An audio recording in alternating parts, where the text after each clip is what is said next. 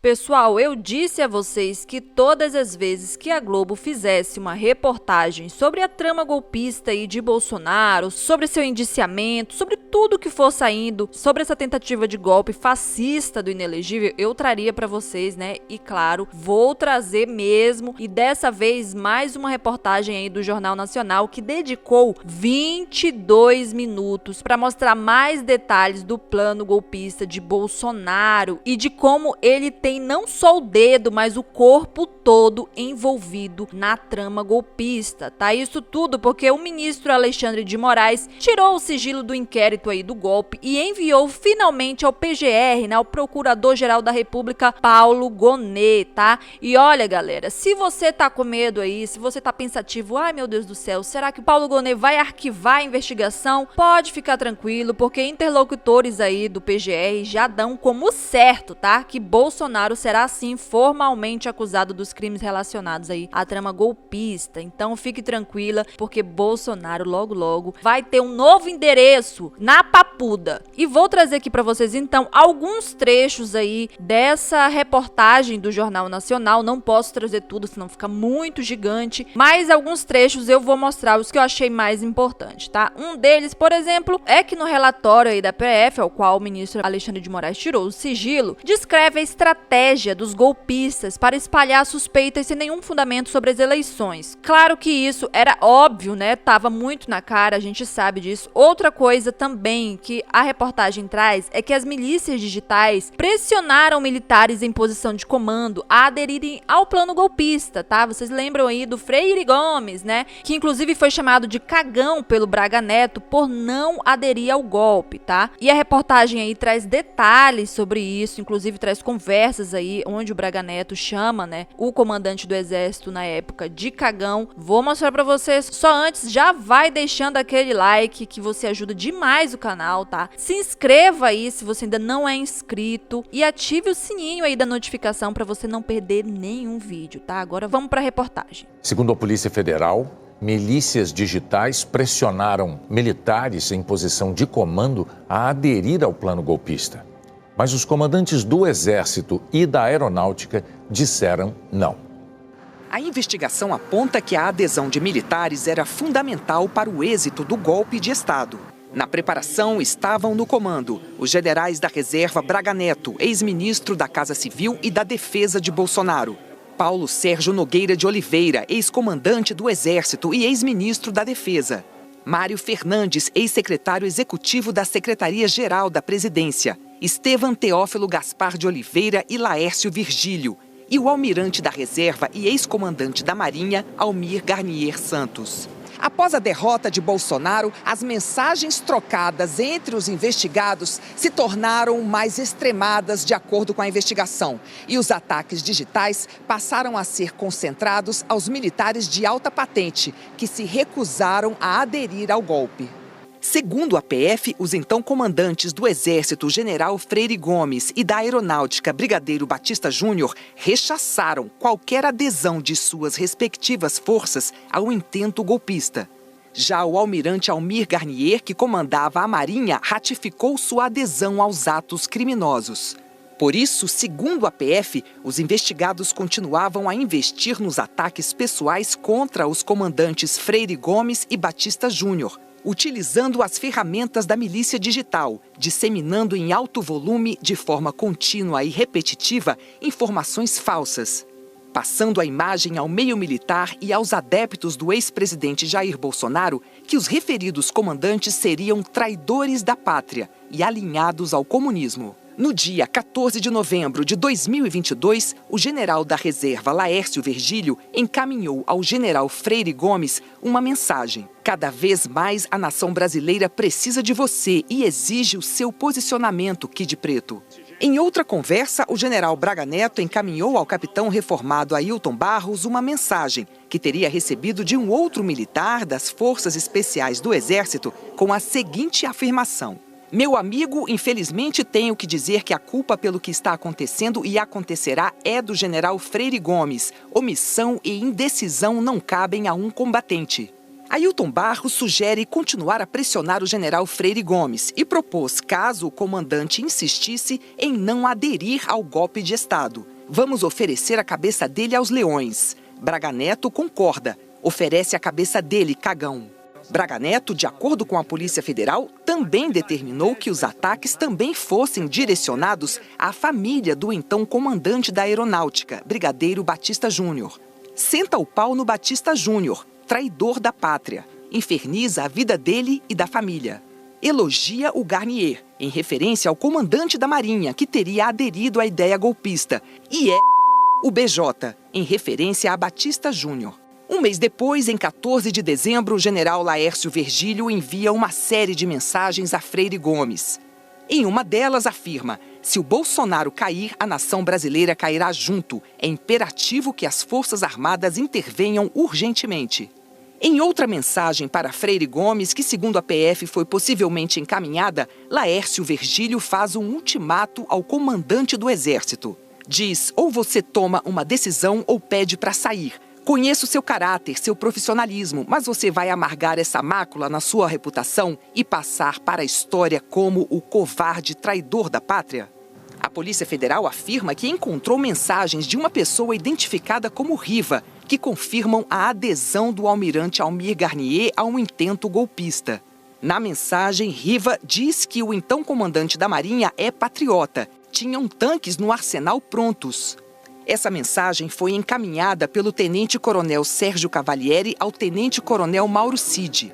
Durante a conversa, Cavalieri diz: fomos covardes, na minha opinião. Mauro Cid concorda. Fomos sim, mas todos, do presidente da República e os comandantes das forças. Na sequência, o então ajudante de ordens de Bolsonaro afirma: 64 não precisou de ninguém assinar nada, em referência ao golpe militar de 64. O relatório da Polícia Federal descreve a estratégia dos golpistas para espalhar suspeitas sem nenhum fundamento sobre as eleições.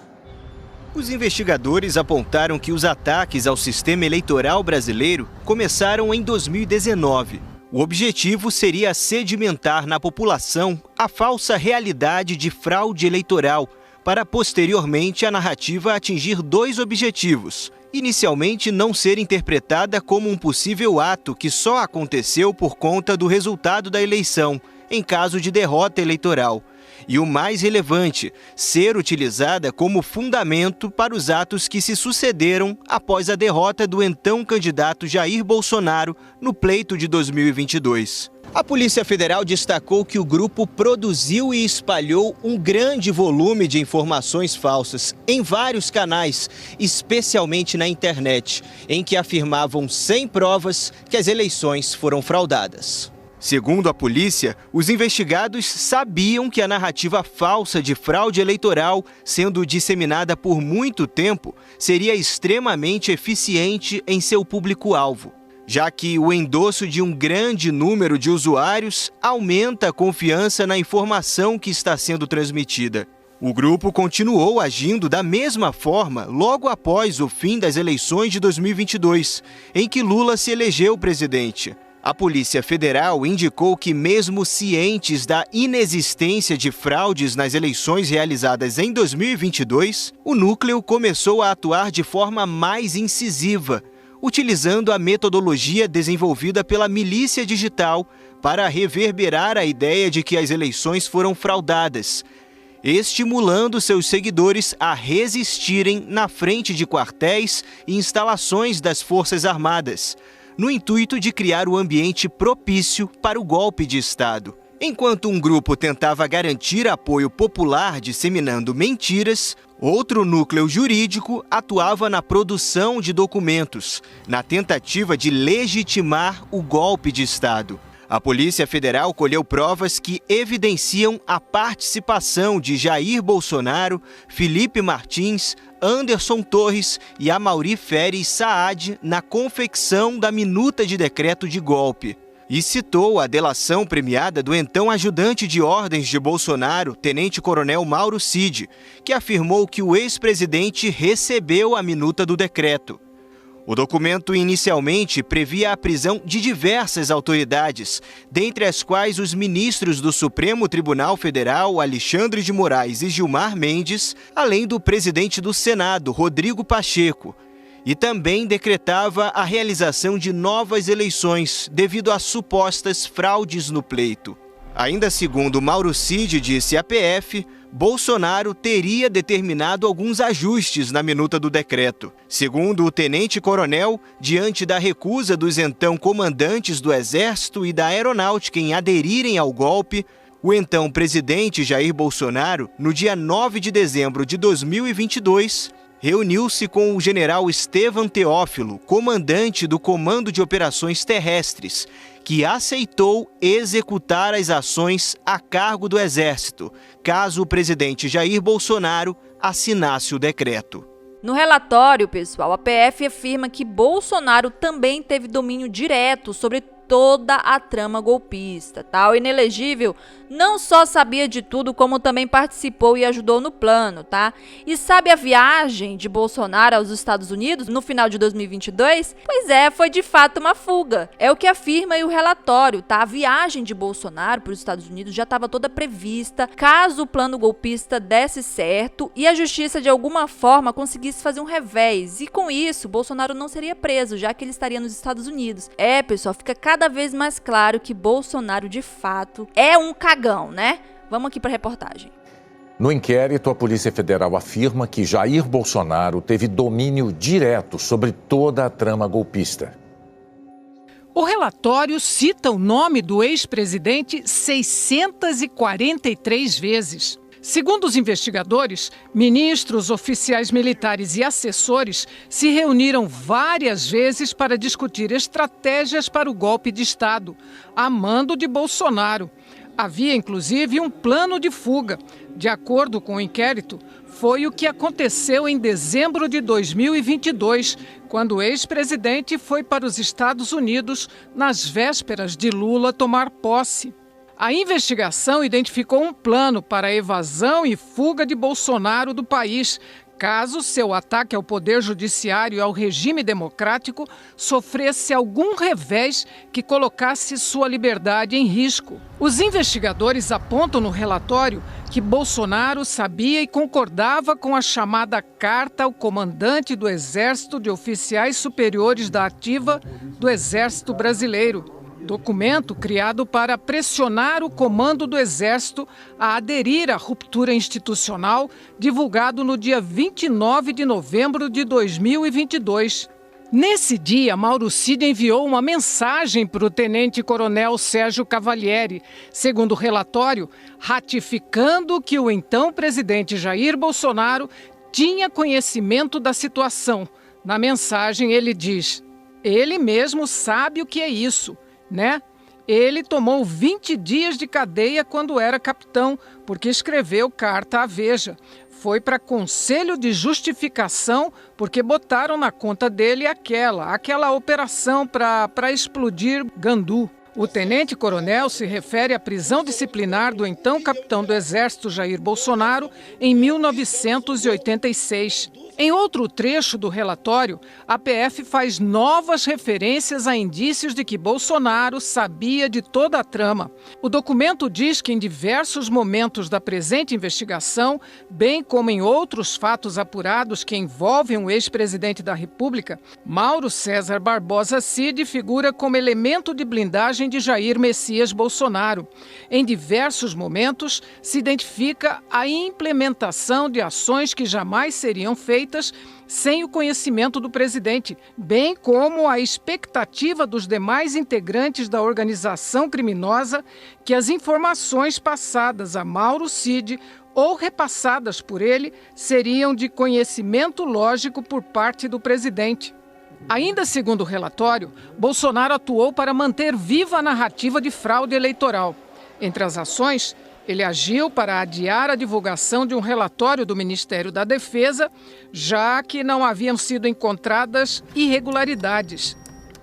Os investigadores concluem que Bolsonaro atuou de forma clara para se manter no poder. Bolsonaro efetivamente planejou, dirigiu e executou de forma coordenada com os demais integrantes do grupo desde pelo menos 2019, atos concretos que objetivavam a abolição do Estado Democrático de Direito, com a sua permanência no cargo de presidente da República Federativa do Brasil, fato que não se consumou por circunstâncias alheias à sua vontade, dentre as quais a resistência dos comandantes da Aeronáutica, Tenente Brigadeiro Batista Júnior, e do Exército General Freire Gomes, e da maioria do alto comando, que permaneceram fiéis à defesa do Estado Democrático de Direito, não dando suporte armado para que o então presidente da República consumasse o golpe de Estado. Em outro momento da reportagem, mostra também que a PF revelou a descoberta de um outro plano golpista, tá? Chamado de Operação 142, uma alusão ao artigo 142 da Constituição Federal, que trata das Forças Armadas, tá? Esse outro plano aí, que eu citei agora para vocês, foi encontrado na sede do PL,